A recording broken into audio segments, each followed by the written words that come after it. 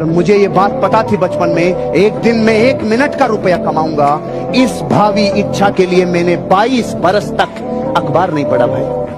22 बरसों तक टीवी नहीं देखा, क्योंकि मेरे गुरु ने मुझे 22 बरस पहले बोला था, बेटा जो टीवी देखते हैं वो टीवी में कभी नहीं आते, और जो टीवी में आते हैं वो कभी टीवी देखते नहीं। अपने आप को पूरी ताकत के साथ झोंका। पिछले 22 बरस जीवन के सिर्फ निर्माण में लगाए, कई चीजों का बलिदान किया। या 20 बरस की उम्र में दोस्तों के साथ घूमने की उम्र नहीं है? क्या हंसती और मस्ती की उम्र नहीं है? क्या जिंदगी को बिंदास जीने की उम्र नहीं है? लेकिन नहीं, उस वक्त मैं लोगों को अपना मार्केटिंग प्लान शेयर कर रहा था भाई। उस वक्त मैं लोगों को कहता था मैं ग्रो करूंगा, तुम भी मेरे साथ ग्रो करो भाई।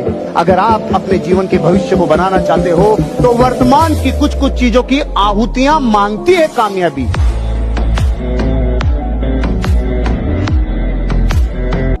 ध्यान रखना, दौलत भगवान नहीं है, लेकिन उससे बहुत ज्यादा कम भी नहीं है। जिंदगी की हर एक वस्तु के लिए जिंदगी में धन चाहिए। तो जब समस्या ही है, हम मानते हैं दौलत में सारे सुख नहीं है, लेकिन हर एक स्टेज होती है। भौतिक तल पे अगर शांति नहीं है तो मानसिक तल पे शांति कभी नहीं होगी, और मानसिक तल पे शांति नहीं है तो आध्यात्मिक तल पे तू पहुंच ही नहीं सकता।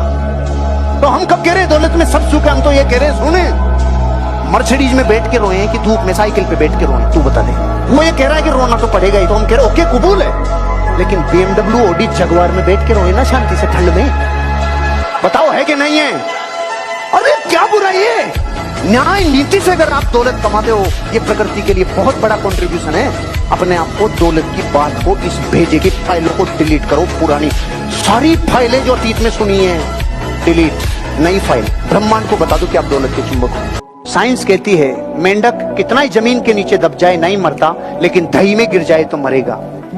एक आधी भगोनी दही की भरी थी, 2 मेंढक गिर गए, तो एक ने तो प्रिंसिपल फॉलो किया, भाई दही में गिर गए तो मरना ही है, तो वो तो मर गया।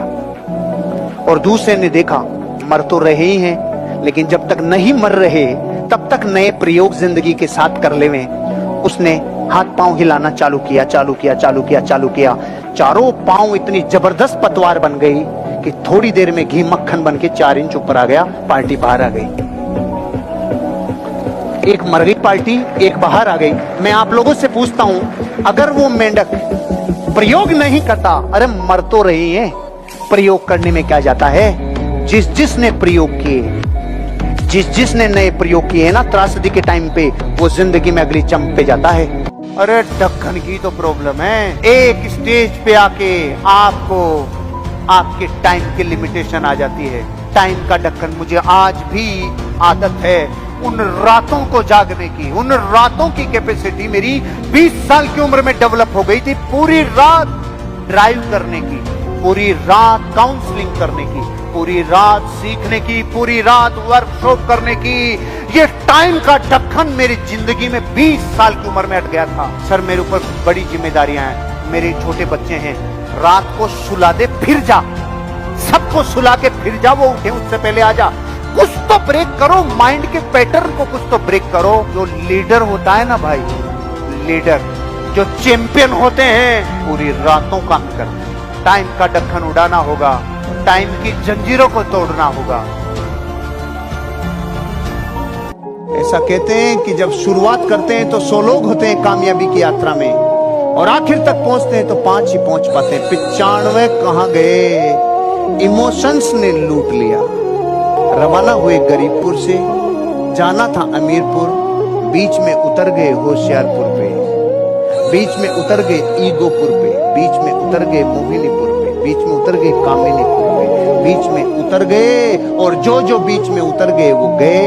आपके इमोशंस को जो मैनेज कर सके वो सच्चा लीडर। पूरी जिंदगी अमीरी इस बात पे डिपेंड करती है, कामयाबी इस बात पे डिपेंड करती है आपने पूरे जीवन इमोशनली एनर्जी अपने आप को कैसे दी, मैनेज कितना किया। इमोशंस को जो मैनेज करे वो बापू बनता है। मेरे दादाजी मुझे बचपन में कहते थे, बेटा भारत की जलवायु गर्म है। तो मैं सर्दियों में कहता था, दादाजी आपका दिमाग खराब है, कितनी सर्दी पड़ रही है, आप बोल रहे हो भारत की जलवायु गर्म है। बेटा तू नहीं समझेगा। जब मेरी उम्र 8-10 साल थी तब मैं कहता था, नहीं दादाजी आप सही नहीं कह रहे हो। जब मैं 20 साल का हुआ तब मेरे को बात समझ में आई। दादाजी ने बोला, बेटा तू बैंगन को फ्रिज में भी रख देगा ना और उसको खाएगा तो गर्मी करेगा।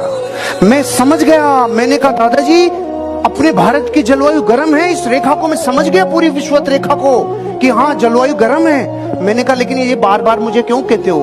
तो वो मुझे कहते थे बेटा इसलिए कहता हूँ, जिन देशों की जलवायु गर्म होती है वहां गरीब लोग ज्यादा होते हैं, वहां अमीर और कामयाब होना मुश्किल होता है।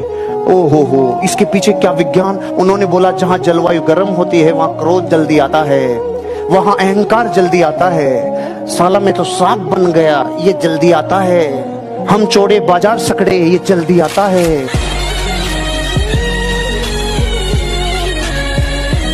एक बहुत ऊंचाई से कूदने वाला आदमी था जो दुनिया में सबसे ऊंचाई से कूदता था। उसको पूछा रिपोर्टर्स ने, अरे इतनी ऊंचाई से कैसे कूदते हो भैया? कुछ तो फार्मूला होगा, इतनी ऊंचाई से भी कोई कूद सकता है क्या? उसका आंसर सुनो, सबसे पहले ऊंचाई पे जाता हूं और वहां जाने के बाद डर लगता है, और जिस हिस्से को डर लगता है उसको बोलते हैं कलेजा। सबसे पहले इसको निकाल के फेंकता हूं और उसको लेने के लिए कूदता हूं, उसको लेने के लिए कूदता हूं। अगर जिंदगी में आपकी डिजायर स्ट्रॉन्ग है, आपका ड्रीम आपको तड़प के साथ बुला रहा है, तो इतना खपा दोगे अपने आप को कि होश नहीं रहेगा।